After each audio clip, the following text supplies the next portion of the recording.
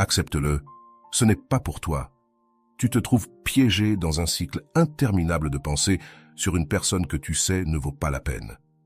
Ne t'inquiète pas, tu es au bon endroit. Dans cette vidéo, nous allons explorer pourquoi notre esprit insiste pour s'accrocher à des personnes qui nous font du mal, et surtout, comment nous pouvons nous libérer de ce poids émotionnel pour faire place à une vie plus pleine et authentique. Ici, tu ne trouveras pas de solution superficielle ni de clichés. Nous allons nous plonger dans des outils pratiques et une perspective psychologique profonde afin que tu comprennes les mécanismes derrière cet attachement mental et, surtout, que tu apprennes à te reconnecter avec toi-même. Alors, prépare-toi car cela pourrait changer ta vie.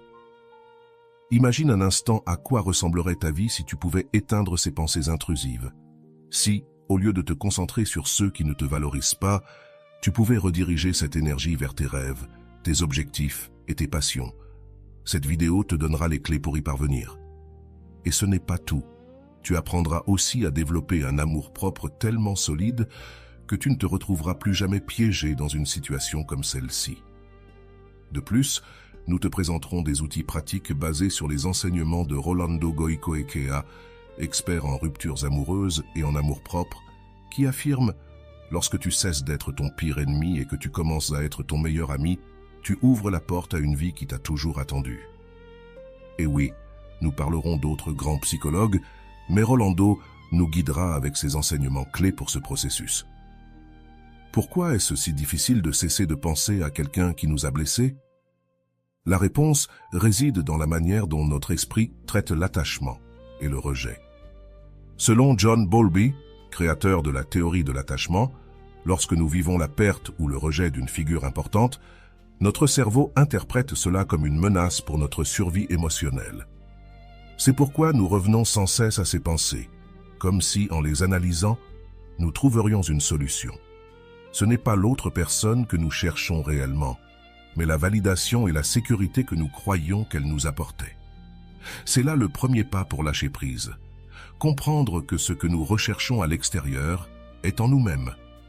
C'est ici que l'amour-propre entre en jeu, non pas comme un concept abstrait, mais comme une pratique quotidienne qui transforme ta perception de toi-même. Tu imagines comment ce serait de rediriger ton attention vers ce qui compte vraiment?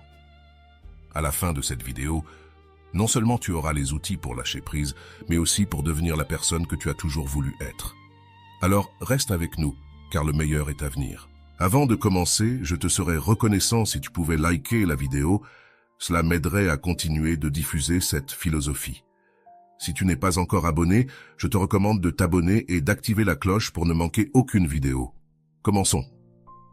Lorsque nous pensons à l'attachement envers une personne qui n'en vaut pas la peine, nous sommes confrontés à un phénomène complexe qui implique à la fois l'esprit et les émotions.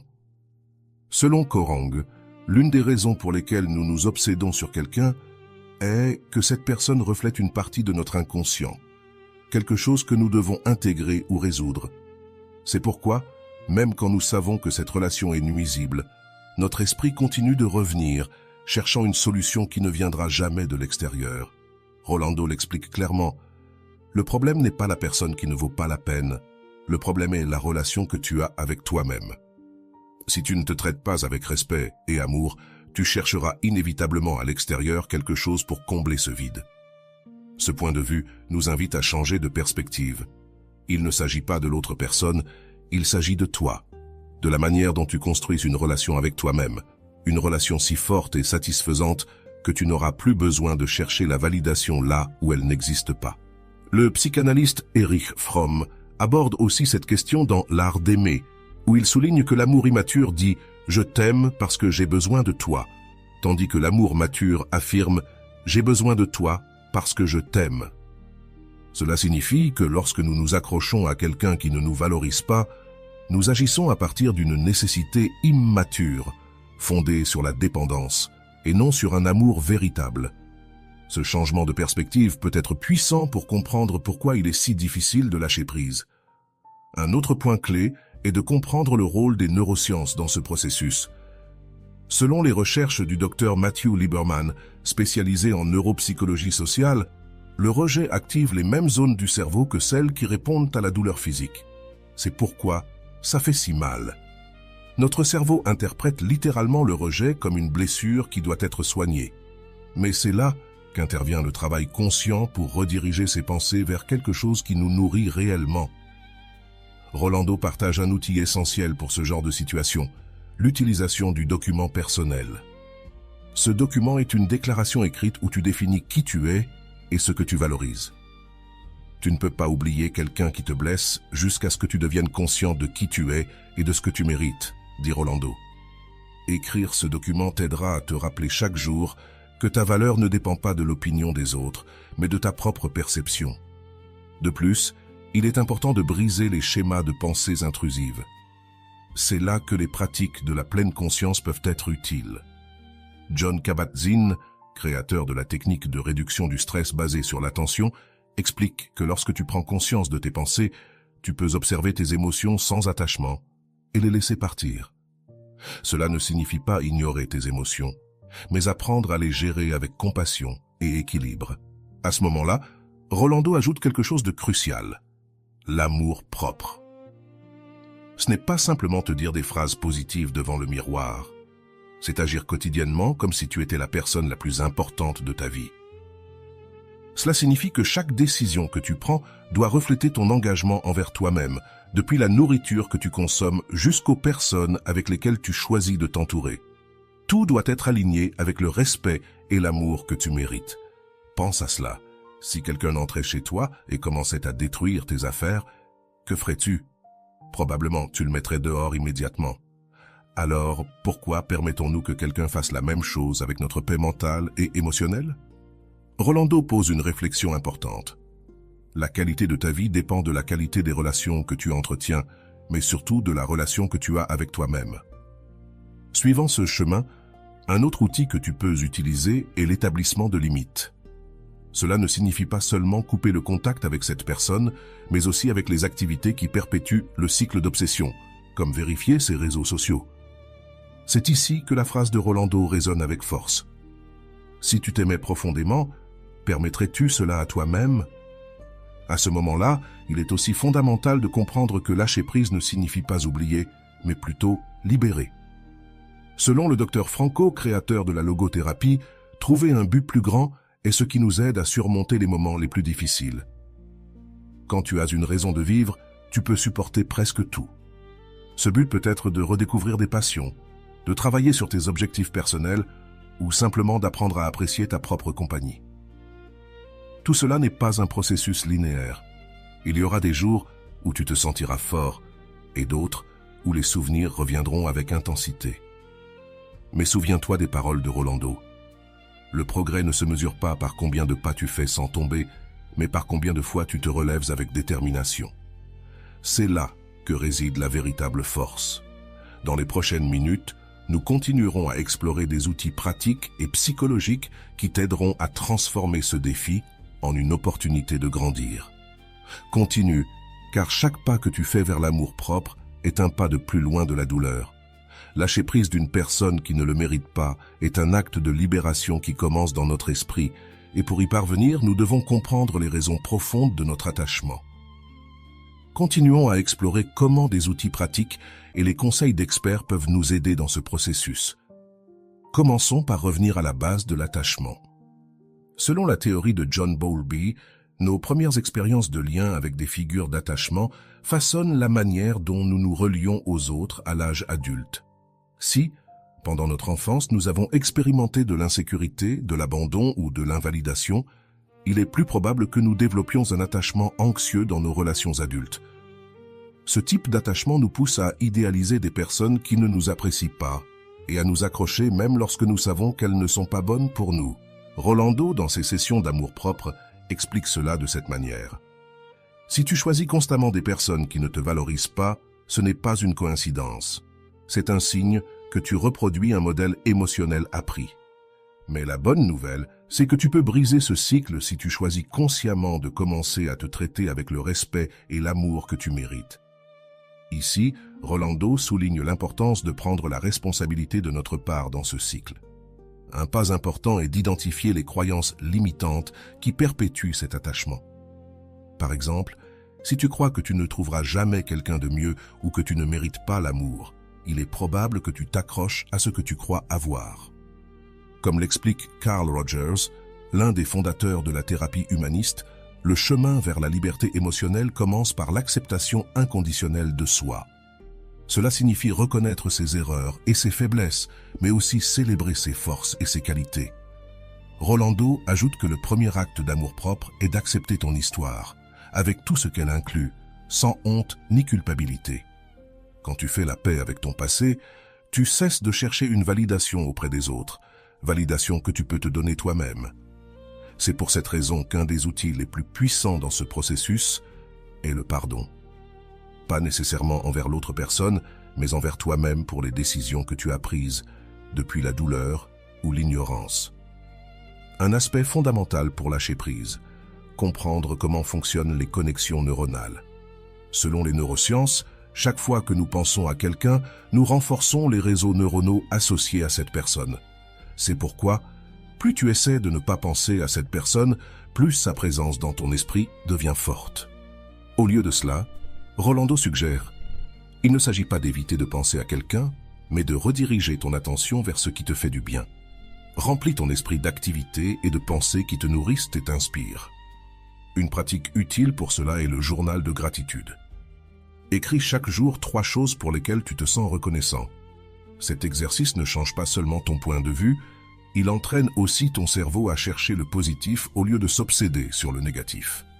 Comme le souligne Martin Seligman, fondateur de la psychologie positive, la gratitude transforme ce que tu as en suffisant et crée de l'espace pour que d'autres bénédictions arrivent dans ta vie.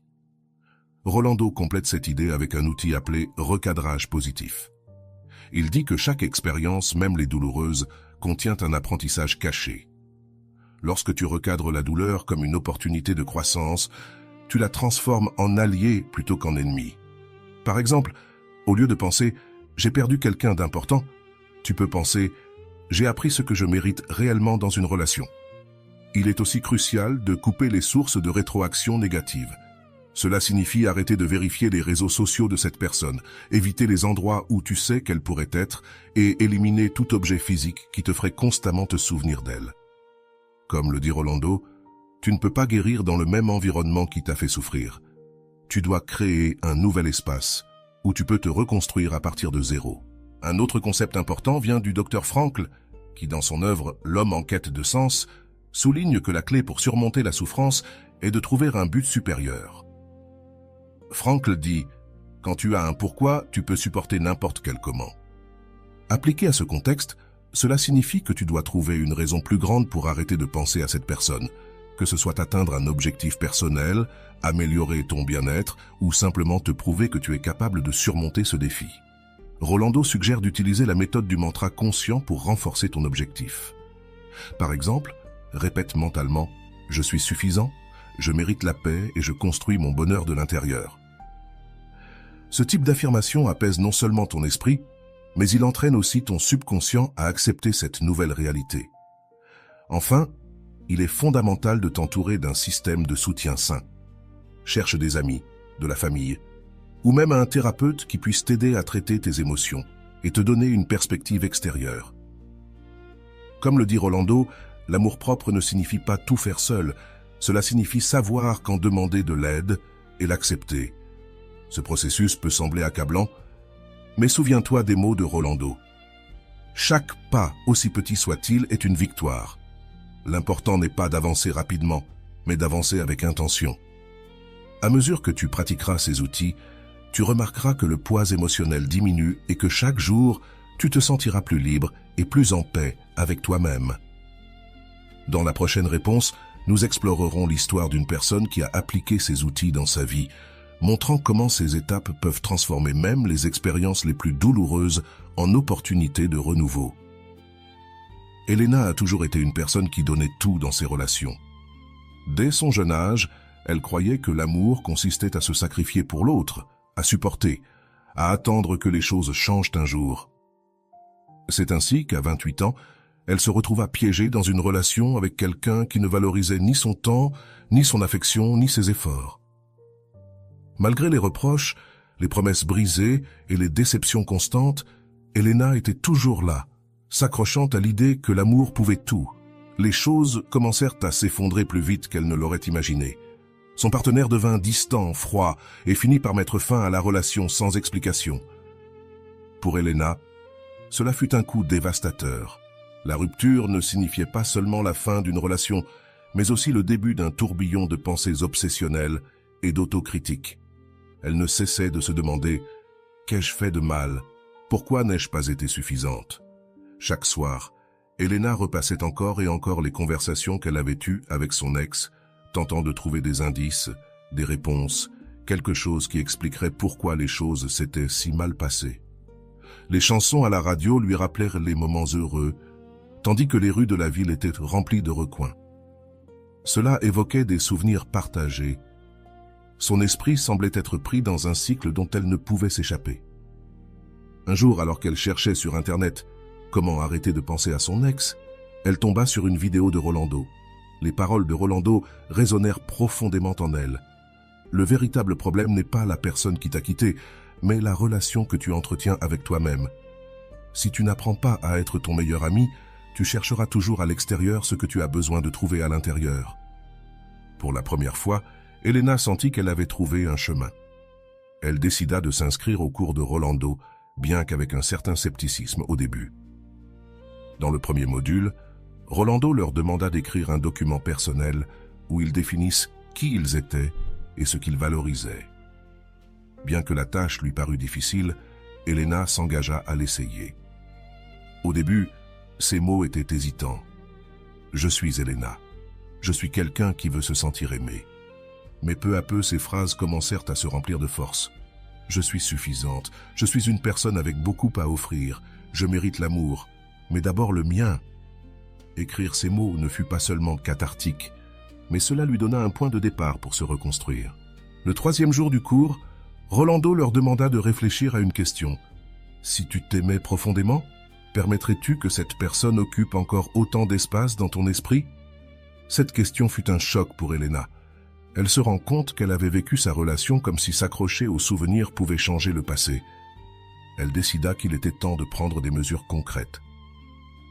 Elena commença par éliminer son ex de tous ses réseaux sociaux. Elle rangea aussi dans une boîte les photos, lettres et tout objet qui lui rappelait cette relation. Ce ne fut pas un processus facile. Chaque objet qu'elle touchait semblait ramener une avalanche d'émotions. Mais, comme disait Rolando dans le cours, tu ne peux pas guérir dans le même environnement qui t'a blessé, tu dois créer un nouvel espace pour te reconstruire. Dans les jours suivants, elle commença à utiliser un outil appris dans le cours, le mantra conscient. Chaque matin, en se regardant dans le miroir, elle répétait « Je suis suffisante, je mérite la paix, je construis mon bonheur de l'intérieur. » Au début, les mots semblaient vides, mais avec le temps, ils commencèrent à prendre du sens et de la force. Elena décida également d'écrire dans un journal de gratitude. Chaque soir, elle notait 3 choses pour lesquelles elle était reconnaissante. Un message d'une amie, l'odeur du café le matin, la sensation du soleil sur sa peau. Cet exercice ne l'aida pas seulement à se concentrer sur le positif, mais il commença aussi à entraîner son esprit à chercher la beauté dans les petites choses de la vie. Un jour, en lisant le module suivant du cours, Rolando leur parla du recadrage positif. Il disait « Au lieu de voir cette rupture comme une perte, regarde-la comme une leçon. Demande-toi, qu'ai-je appris sur moi-même et sur ce que je veux dans une relation ?» Inspirée par ces paroles, Elena commença à écrire dans son journal les choses qu'elle avait découvertes sur elle-même. Elle apprit qu'elle était plus forte qu'elle ne le pensait, qu'elle avait le courage de recommencer et qu'elle méritait une relation où elle serait valorisée. En parallèle, elle commença à explorer de nouvelles activités. Elle s'inscrivit à des cours de yoga, quelque chose qu'elle avait toujours voulu faire, mais qu'elle avait reporté pendant des années. À chaque cours, en respirant profondément et en se connectant avec son corps, elle sentait peu à peu qu'elle libérait les tensions accumulées en elle. Chaque mouvement était un rappel qu'elle était vivante, qu'elle avait la capacité de guérir. Lors d'une promenade dans le parc, Elena rencontra Clara, une femme plus âgée qui peignait un paysage. Curieuse, elle s'arrêta pour l'observer. Clara lui parla de la façon dont l'art était sa manière de guérir les blessures du passé. « Le cœur est comme une toile, ma fille, » lui dit Clara. « Si tu le remplis de souvenirs douloureux, tu ne laisses pas de place pour les nouvelles œuvres d'art que la vie veut peindre. » Ces paroles restèrent gravées dans l'esprit d'Elena. Cette même nuit, elle décida qu'il était temps de commencer à remplir sa toile de nouvelles couleurs. Elle s'assit devant son ordinateur. Elle commença à écrire une liste de buts. Voyager dans un endroit nouveau, apprendre à jouer d'un instrument, consacrer plus de temps à ses amis. Chaque objectif représentait un coup de pinceau d'espoir et de renouveau. Le processus ne fut pas linéaire. Il y eut des jours où les souvenirs revenèrent avec force, des jours où elle sentait qu'elle n'avait pas avancé. Mais dans ces moments-là, elle se souvenait des paroles de Rolando. « Le progrès ne se mesure pas par la perfection, mais par ta disposition à te relever une fois après l'autre. » Et ainsi elle le fit, une fois après l'autre. Peu à peu, Elena commença à noter des changements. Son esprit n'était plus dominé par des pensées obsessionnelles. Les souvenirs étaient toujours là, mais ils n'avaient plus le même pouvoir sur elle. Elle avait appris à les accueillir avec compassion, comme s'ils faisaient partie d'un chapitre passé qui ne définissait plus son présent. À la fin de cette première étape, Elena sentit qu'elle avait fait un pas important vers sa libération. Mais il restait encore du chemin à parcourir. Dans cette quête de renouveau et d'amour-propre, elle découvrit que son histoire venait à peine de commencer. Dans la deuxième partie, nous explorerons comment Elena poussa sa transformation encore plus loin, s'inspirant de l'amour-propre et de la résilience pour construire une vie pleine de sens et de plénitude. Elena commença à remarquer qu'il y avait quelque chose en elle qui avait changé.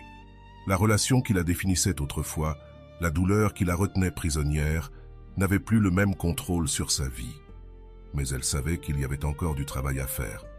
Lâcher prise, ce n'est pas seulement cesser de penser à quelqu'un, c'est remplir cet espace avec quelque chose de plus grand, avec une connexion profonde avec soi-même. Une nuit, en révisant les notes du cours de Rolando, elle trouva une phrase surlignée qui lui apporta de la clarté. « Quand tu arrêtes de te concentrer sur ce que tu as perdu, tu découvres tout ce que tu peux gagner. » Ces mots résonnèrent en elle. Elle avait passé tellement de temps à regarder le passé qu'elle avait presque oublié que son avenir était plein de possibilités. Alors, elle décida qu'il était temps de se réinventer. Elena se mit à s'adonner à des activités qui la remplissaient d'énergie. Elle s'inscrivit à des cours de peinture, inspirée par sa rencontre avec Clara dans le parc. Chaque coup de pinceau était une manière d'exprimer des émotions que les mots ne pouvaient capturer. Bien qu'au début, elle pensait que ses œuvres étaient maladroites et sans sens, avec le temps, elle commença à trouver dans l'art une nouvelle manière de se connaître elle-même. Elle se donna aussi pour objectif de reconstruire les relations avec les personnes qui la valorisaient vraiment. Elle se reconnecta avec des amis qu'elle avait négligés pendant sa relation, et elle découvrit combien ils lui avaient manqué. Une nuit, alors qu'elle dînait avec eux, elle se rendit compte de quelque chose d'important. Son cercle de soutien avait toujours été là, mais elle avait été trop occupée à essayer de sauver une relation qui ne faisait qu'épuiser son énergie. Pendant ce temps, Rolando lui avait présenté un nouvel outil dans le cours, l'encre émotionnelle. Il lui demanda de choisir un objet ou une activité qui pourrait lui rappeler sa force dans les moments de faiblesse. Elena choisit un bracelet simple mais significatif qu'elle avait acheté lors d'un voyage avant de rencontrer son ex. Chaque fois qu'elle sentait que les souvenirs l'envahissaient, elle touchait le bracelet et se répétait « Cela aussi passera, je suis en train de construire quelque chose de meilleur. » Un jour, alors qu'elle se promenait sur la plage, elle se souvint d'une autre leçon du cours. L'amour propre, ce n'est pas oublier qui tu étais, mais célébrer qui tu es en train de devenir. À ce moment-là, elle décida qu'elle ne fuirait plus. Au lieu de cela, elle les voyait comme une partie de son histoire, mais non comme quelque chose qui définirait son présent. Le sable sous ses pieds et le bruit des vagues lui rappelaient que la vie continuait de s'écouler, toujours vers l'avant.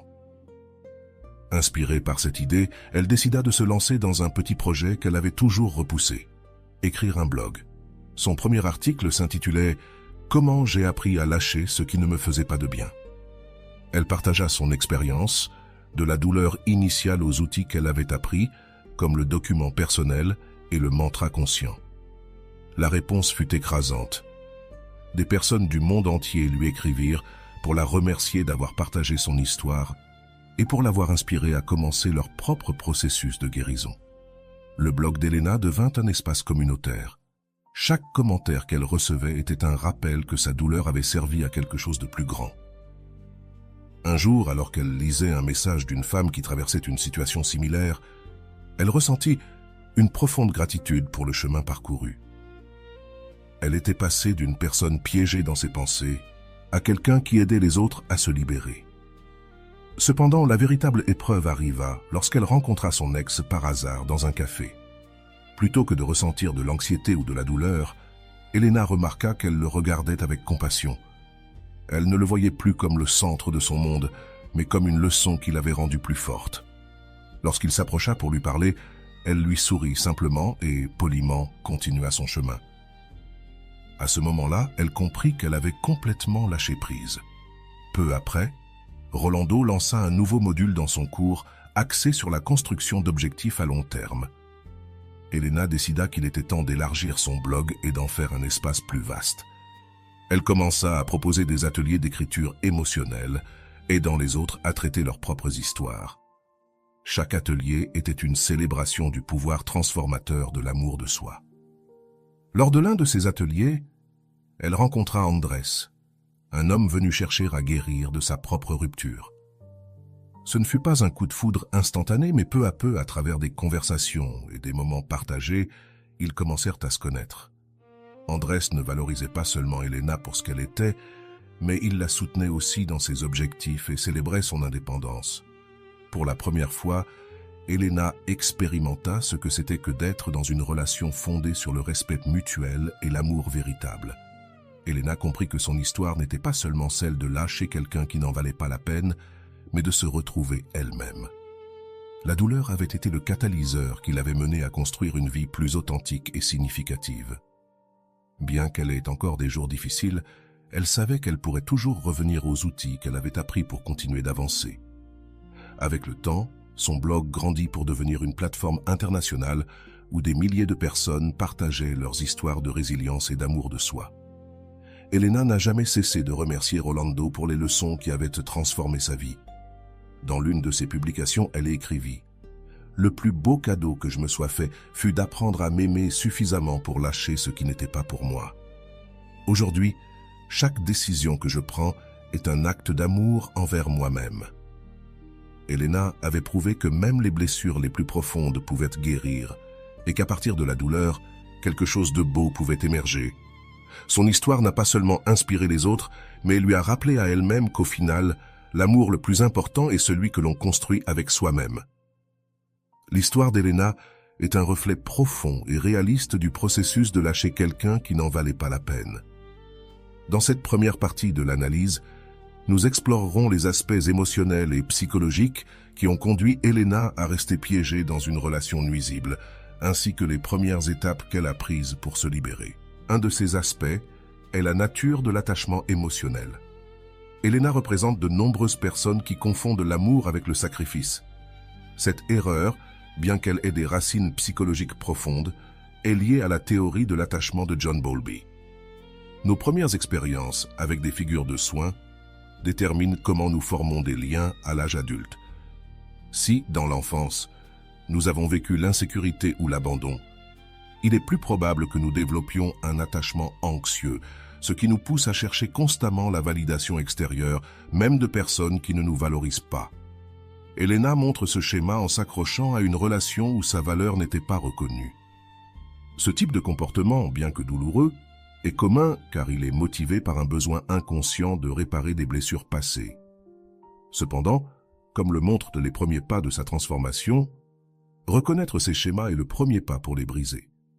L'impact du rejet, la rupture avec son partenaire, a déclenché chez Elena une tempête de pensées obsessionnelles et d'auto-représentation. L'estime de soi dans une relation, le rejet, active nos insécurités les plus profondes, nous poussant à nous demander « Qu'ai-je mal fait ? Pourquoi n'ai-je pas été assez bien ?» Ici, les neurosciences offrent une explication clé. Selon des recherches, les zones du cerveau activées lors d'une rupture amoureuse sont les mêmes que celles activées lors de la douleur physique. Cela explique pourquoi la douleur émotionnelle d'une rupture peut être aussi accablante. L'esprit d'Elena était pris dans un cycle où revivre les souvenirs négatifs renforçait sa souffrance. Le premier pas vers la libération, la responsabilité personnelle. Elena a commencé son processus de guérison lorsqu'elle a décidé de prendre la responsabilité de son bien-être émotionnel. Ce point est crucial, car de nombreuses personnes adoptent le rôle de victime après une rupture, en blâmant l'autre personne pour sa douleur. Cependant, comme l'explique Rolando dans son cours, le véritable pouvoir commence lorsque tu reconnais que tu es le seul responsable de la manière dont tu choisis d'affronter la douleur. Elena a pris ce conseil au sérieux. Au lieu de continuer à attendre des réponses ou des excuses de son ex, elle a décidé de se concentrer sur ce qu'elle pouvait contrôler, sa relation avec elle-même. Ce changement de perspective a été fondamental pour entamer sa transformation. L'importance du document personnel. L'exercice d'écrire un document personnel a été un tournant pour Elena. Ce document lui a permis de définir qui elle était en dehors de la relation.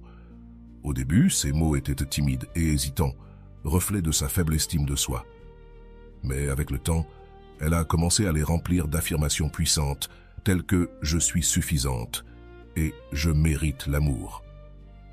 L'écriture a un pouvoir thérapeutique bien documenté, selon James P. Becker, psychologue et auteur.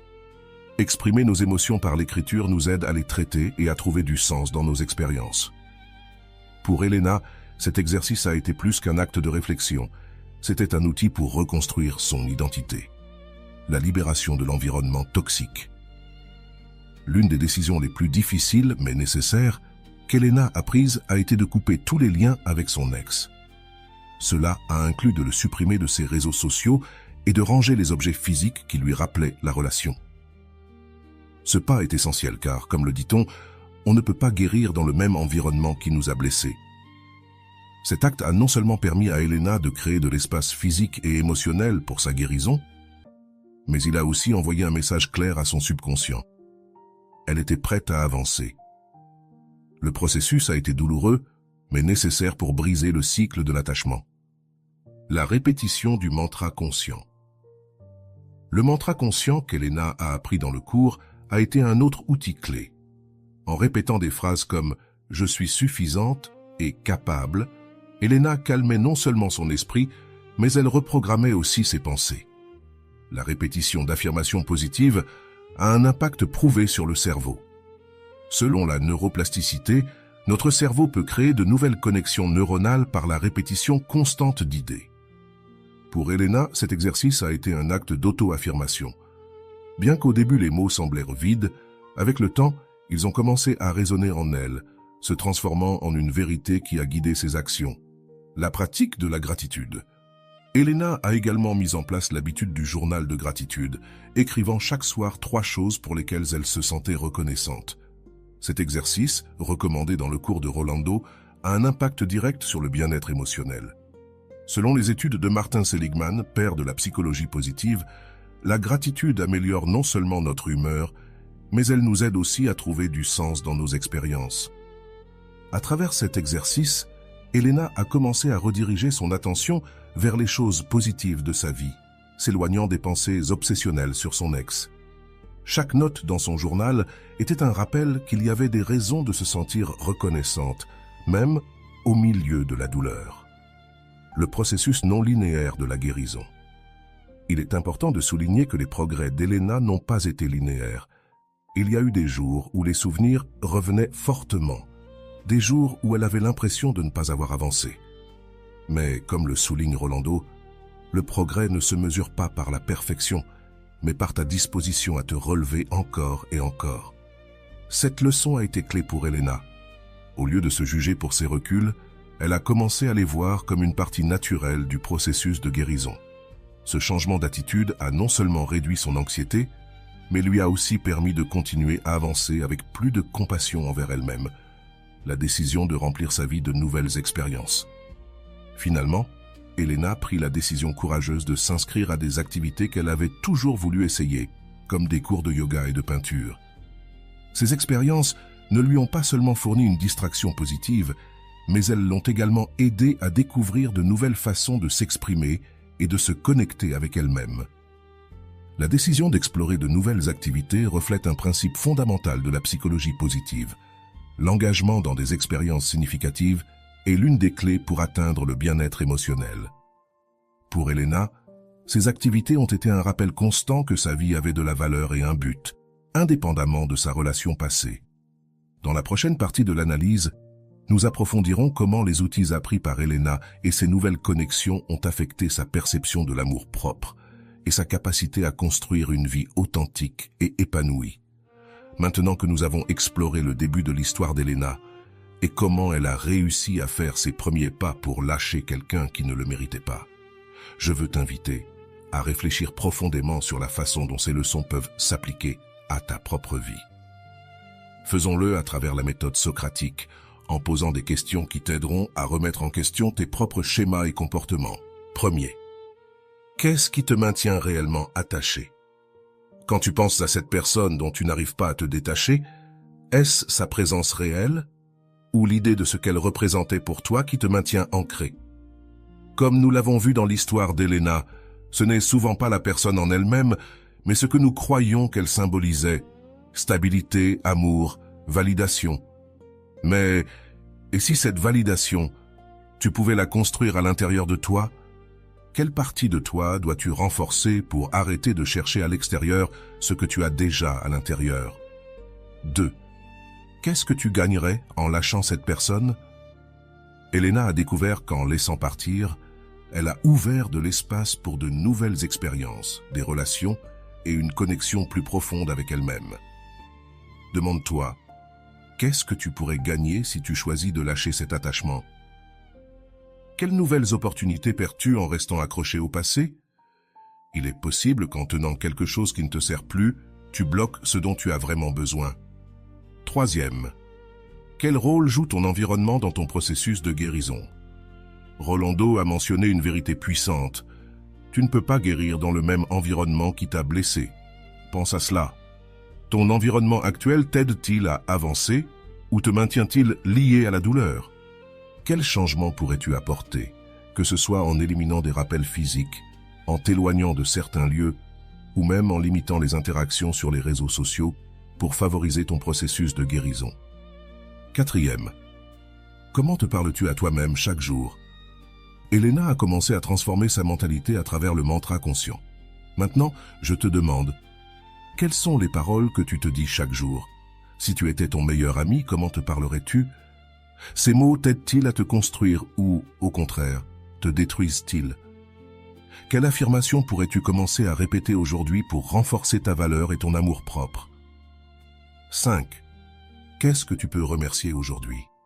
Même au milieu de la douleur, Elena a découvert le pouvoir du journal de gratitude en apprenant à se concentrer sur le positif, même lors des jours difficiles. Maintenant, c'est ton tour. Quelle petite chose peux-tu remercier aujourd'hui? Une conversation avec un ami? Un moment de paix en écoutant ta chanson préférée? Que se passerait-il si chaque soir tu t'arrêtais un moment pour reconnaître 3 choses bonnes dans ta vie? 6. Qu'est-ce qui t'empêche de prendre la responsabilité de ton bien-être? Elena a franchi un grand pas quand elle a compris que son bonheur ne dépendait plus de son ex, mais de sa propre capacité à guérir. Demande-toi, attends-tu que quelqu'un d'autre règle ta douleur? Que peux-tu faire aujourd'hui, même petit, pour commencer à construire ton bien-être intérieur? 7. Jusqu'où es-tu prêt à lâcher pour gagner? C'est peut-être la question la plus importante. Comme l'a dit Elena, lâcher ce n'est pas perdre, c'est gagner de l'espace pour quelque chose de mieux. Es-tu prêt à lâcher le passé, non parce que c'est facile, mais parce que tu mérites quelque chose de plus grand? Quel engagement peux-tu prendre envers toi-même pour commencer ce processus aujourd'hui? La deuxième partie de l'histoire d'Elena nous montre sa transition vers l'acceptation et la croissance personnelle. Ici, nous explorerons comment les outils appris dans le processus de transformation l'ont non seulement aidé à lâcher, mais aussi à construire une vie épanouie et pleine de sens. Cette analyse est approfondie dans les concepts de résilience, d'amour-propre et de l'impact des connexions humaines. 1. L'acceptation comme point de départ. Elena a appris qu'accepter la réalité ne signifie pas se rendre, mais reconnaître ce qui ne peut être changé. Selon Carl Rogers, le paradoxe est que lorsque je m'accepte tel que je suis, alors je peux changer. Elena a cessé de lutter contre les souvenirs et a choisi de les intégrer comme partie de son histoire. Ce pas n'a pas seulement été libérateur, mais il lui a permis de se concentrer sur ce qu'elle pouvait construire à partir de là. Deuxième, l'intégration des souvenirs. Accepter n'est pas la même chose qu'ignorer. En reconnaissant ses émotions et validant sa douleur, Elena a pu diminuer l'emprise que les souvenirs de sa relation avaient sur elle. Cela est cohérent avec la théorie du traitement émotionnel qui soutient que confronter nos émotions directement aide à réorganiser notre mémoire et à diminuer l'impact négatif des événements traumatiques. Troisième, le pouvoir de redéfinir la narration. Elena a changé la façon dont elle voyait sa relation passée. Au lieu de la considérer comme un échec, elle l'a reformulée. Rolando dit « Chaque expérience difficile a le potentiel d'être la graine d'un nouveau chapitre. Mais cela dépend de toi, de l'arroser avec amour et patience. » Cette perspective a transformé sa douleur en une opportunité d'apprentissage, lui donnant un but à son expérience. Quatrième, la reconnexion avec son identité à travers le document personnel. Elena redevient qui elle était et ce qu'elle valorise. Cet exercice lui a permis de se reconnecter avec des aspects de son identité qu'elle avait négligés pendant la relation. Selon la théorie de l'identité narrative, nos histoires personnelles sont essentielles pour notre estime de soi et notre bien-être. En réécrivant sa narration, Elena a récupéré le contrôle de sa vie. Cinquième, l'art comme outil de guérison. Elena a trouvé dans la peinture une manière d'exprimer des émotions qu'elle ne pouvait pas verbaliser. L'art a un impact thérapeutique prouvé. Selon des études en art-thérapie, des activités créatives comme la peinture ou l'écriture peuvent réduire les niveaux de stress, améliorer l'humeur et favoriser l'autoconnaissance. Pour Elena, chaque coup de pinceau était un acte de compassion et de libération personnelle. 6. L'importance d'un environnement positif. La rencontre d'Elena avec Clara dans le parc n'était pas un hasard. Clara représentait le soutien émotionnel dont Elena avait besoin à ce moment-là. Cela souligne l'importance de s'entourer de personnes qui nous inspirent et nous rappellent nos forces. Comme le dit Rolando, ton environnement est un miroir de la façon dont tu te valorises toi-même. Entoure-toi de personnes et d'activités qui reflètent ta meilleure version. 7. La construction d'une nouvelle routine. Elena a intégré de nouvelles activités dans son quotidien, comme le yoga et le journal de gratitude. Ces pratiques non seulement la maintenaient occupée, mais elles lui ont aussi donné des outils pour cultiver son bien-être émotionnel. Selon la psychologie positive, établir des routines qui favorisent l'auto-soin et la gratitude peut augmenter significativement la résilience émotionnelle. 8. Le pouvoir des rituels. Elena a adopté l'utilisation d'un ancrage émotionnel, un bracelet qui lui rappelait ses progrès. Ce rituel l'a aidé à rester centré dans les moments de faiblesse. Les rituels symboliques ont un impact profond sur notre esprit car ils agissent comme des rappels tangibles de nos objectifs et de nos valeurs. 9e. L'importance du progrès non linéaire. Le processus d'Elena n'a pas été exempt de rechutes, mais elle a appris à les voir comme une partie naturelle de son évolution. Comme le dit Rolando, le progrès n'est pas linéaire, mais chaque étape que tu franchis, même si elle est petite, te mène plus loin de là où tu as commencé. Cette perspective lui a permis d'avancer avec patience et compassion envers elle-même. 10e. L'exploration de nouvelles passions. Elena a découvert que l'exploration de nouvelles activités ne l'aidait pas seulement à se distraire, mais lui donnait aussi l'opportunité de mieux se connaître. S'inscrire à des cours de peinture et de yoga n'a pas seulement rempli son temps, mais a aussi renforcé sa connexion avec sa créativité et son corps, renforçant ainsi sa relation avec elle-même. 11. La valeur des petites victoires. Chaque réussite qu'Elena a vécue, depuis terminer une peinture jusqu'à recevoir un commentaire positif sur son blog, était un rappel de ses progrès. Reconnaître ces petites victoires est essentiel pour maintenir la motivation et construire la confiance en soi. 12e. La connexion avec une communauté. Le blog d'Elena est devenu un espace où elle partageait son histoire et aidait les autres. Cette communauté lui a donné un sens de but et de connexion. Selon la théorie de l'autodétermination, le sentiment d'appartenance est un besoin psychologique fondamental pour le bien-être. L'empathie envers le passé. Lorsqu'Elena a rencontré son ex au café, sa réaction a montré combien elle avait évolué. Plutôt que de se sentir vulnérable, elle a ressenti de la compassion. Cela reflète un niveau avancé de guérison, où le pardon n'est pas nécessairement pour l'autre, mais pour se libérer soi-même du ressentiment. La transformation de la douleur en but. Elena a transformé sa douleur en source d'inspiration. Ce changement reflète un concept clé en psychologie positive, la croissance post-traumatique. Selon cette approche, les expériences difficiles peuvent nous conduire à développer une plus grande résilience, de l'empathie et un sens du but. Le pouvoir des objectifs à long terme. À travers le dernier module du cours, Elena a appris à établir des objectifs qui reflétaient ses valeurs et ses aspirations. Cela lui a permis de garder son attention sur l'avenir, au lieu de rester piégée dans le passé. Les objectifs à long terme sont essentiels pour cultiver un sens de direction et de motivation, l'ouverture à de nouvelles relations. Elena a rencontré Andrés, un homme qui valorise son indépendance et la soutient dans son développement personnel. Cette relation a reflété un changement dans les critères d'Elena, qui avait appris à privilégier les relations basées sur le respect mutuel plutôt que sur des dynamiques déséquilibrées. L'intégration d'outils pratiques tout au long de son processus. Elena a utilisé des outils pratiques appris dans le cours de Rolando, tels que le mantra conscient, le document personnel et l'ancrage émotionnel. Ces outils ne lui ont pas seulement fourni de la structure, mais l'ont également aidé à rester engagée dans sa transformation. L'importance d'un but plus grand. Le blog d'Elena a grandi pour devenir une plateforme internationale. Cette réussite n'a pas seulement été un témoignage de son dévouement, mais aussi une preuve de la manière de transformer la douleur en quelque chose de significatif. Avoir un but plus grand a été une source constante de motivation et de satisfaction pour elle. L'évolution de l'amour-propre.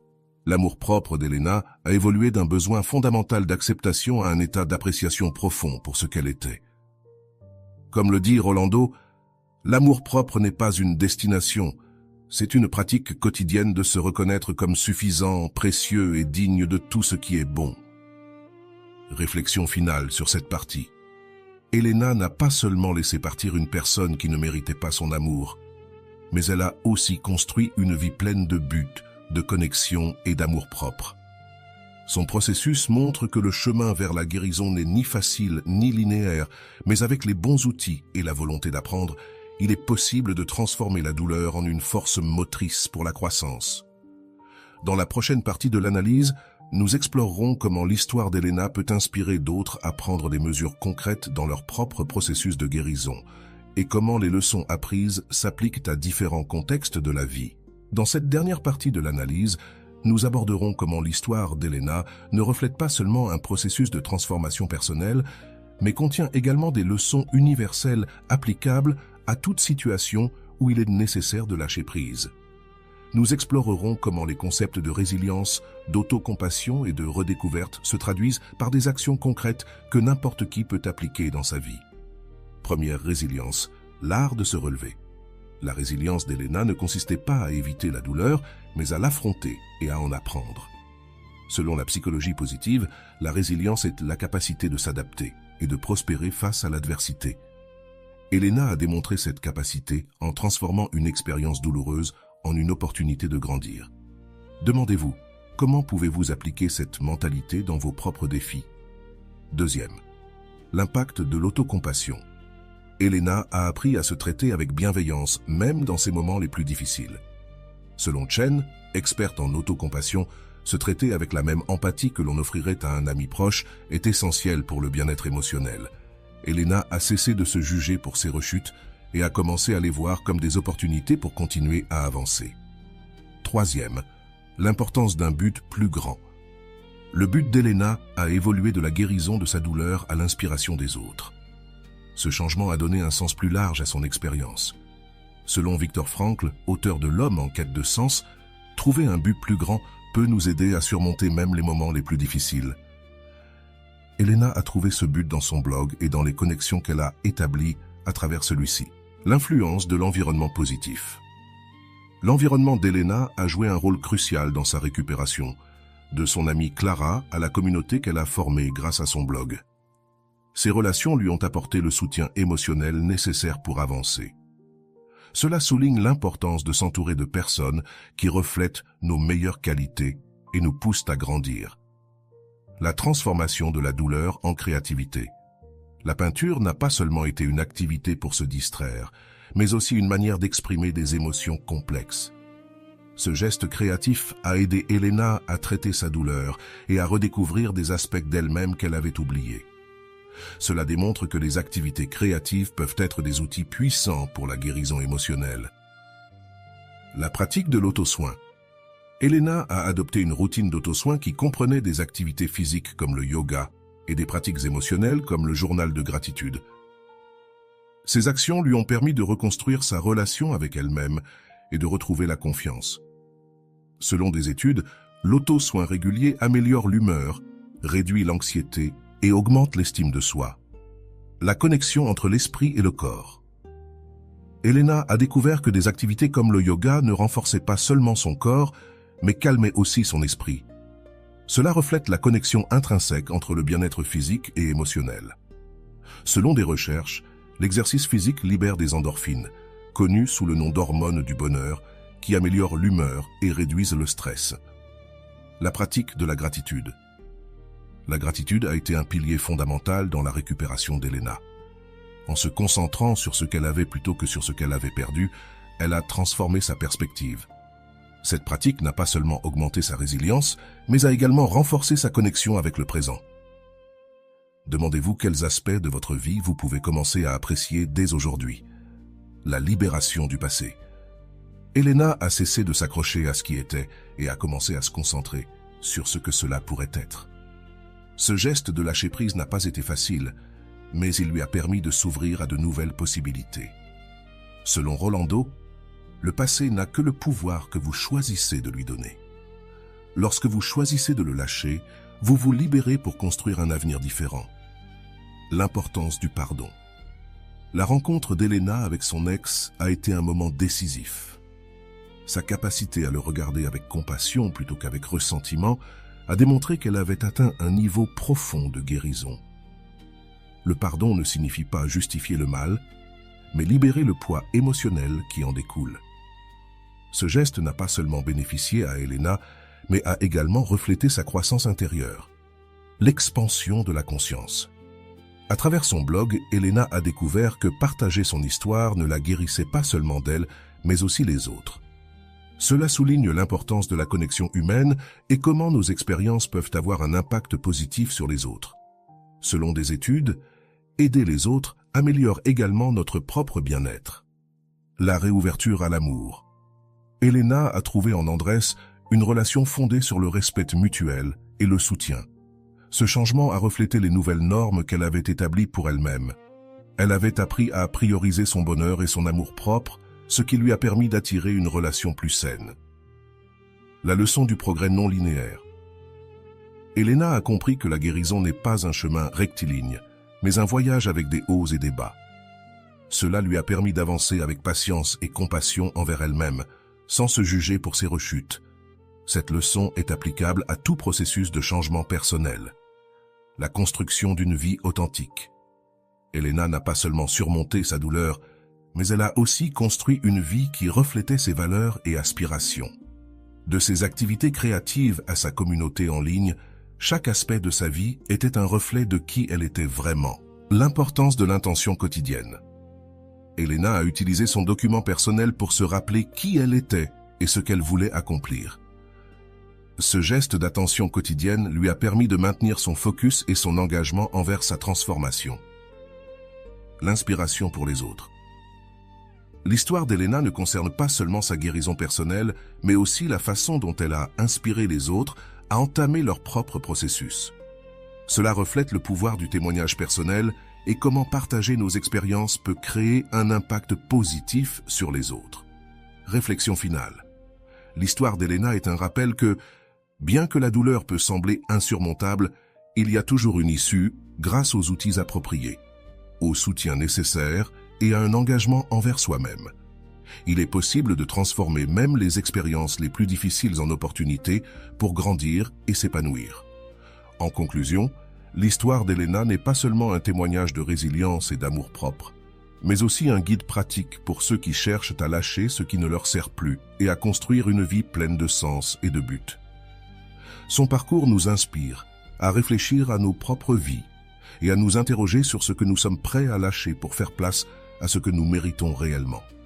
Maintenant que nous avons atteint la fin de cette analyse, je veux que tu prennes un moment pour réfléchir à la façon dont ce que nous avons exploré dans l'histoire d'Elena peut s'appliquer à ta vie.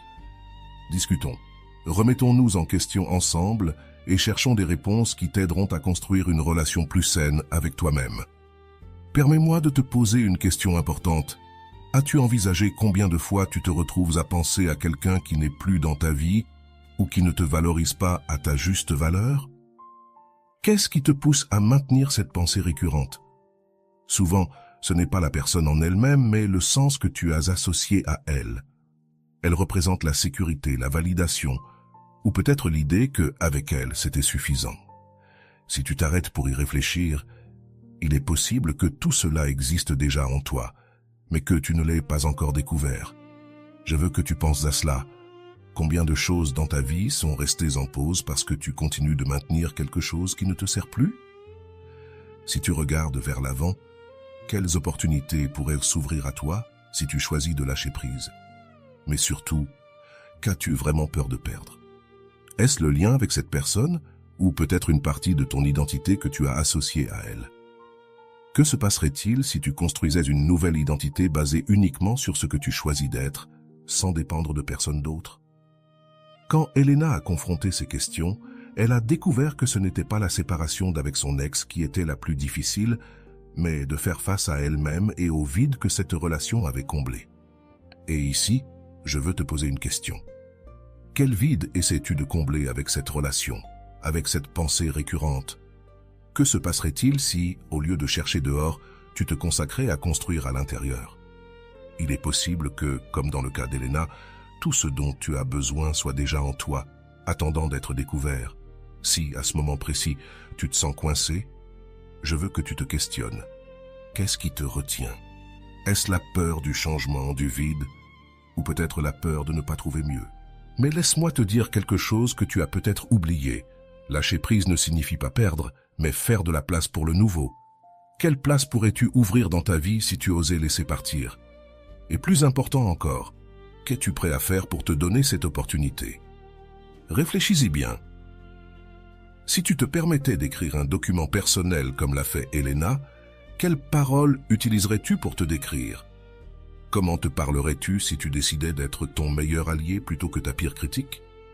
Quelles affirmations aimerais-tu répéter chaque jour pour te rappeler combien tu es précieux? Peut-être qu'au début, tu n'y croiras pas. Mais rappelle-toi, comme le dit Rolando, une vérité répétée 1000 fois s'intègre dans ton être et devient ta nouvelle réalité. Ne vaudrait-il pas la peine d'essayer? Imagine à quoi ressemblerait ta vie si tu mettais autant d'efforts à penser à toi qu'à penser à quelqu'un d'autre. Comment ta routine, tes décisions, ta manière de te lier aux autres changerait-elle? Elena a découvert qu'en investissant du temps et de l'énergie pour elle-même, non seulement elle a guéri, mais elle a aussi créé une vie qui reflétait ses rêves et ses valeurs. Que pourrais-tu créer si tu choisissais de faire de même? Enfin, je veux t'inviter à partager ton expérience. Quelle partie de cette histoire a résonné avec toi? Quelles étapes penses-tu pouvoir commencer à prendre pour lâcher ce qui te pèse et te reconnecter avec toi-même? Tes commentaires ne t'aideront pas seulement à réfléchir, mais peuvent aussi inspirer d'autres personnes qui sont dans un processus similaire. Rappelle-toi, cet espace est sûr et tes paroles sont les bienvenues. Avant de te quitter, je veux que tu te souviennes de quelque chose. Lâcher prise n'est pas la fin, c'est le début. C'est l'acte courageux de te donner la permission d'être heureux, de te reconstruire et de découvrir tout ce que tu mérites. Je suis ici pour te lire, pour dialoguer avec toi et pour t'accompagner dans ce processus. Oseras-tu faire le premier pas? Et voilà. J'espère que vous avez trouvé beaucoup de valeur dans cette vidéo. Merci d'être resté jusqu'à la fin de cette vidéo. J'adore quand vous faites ça.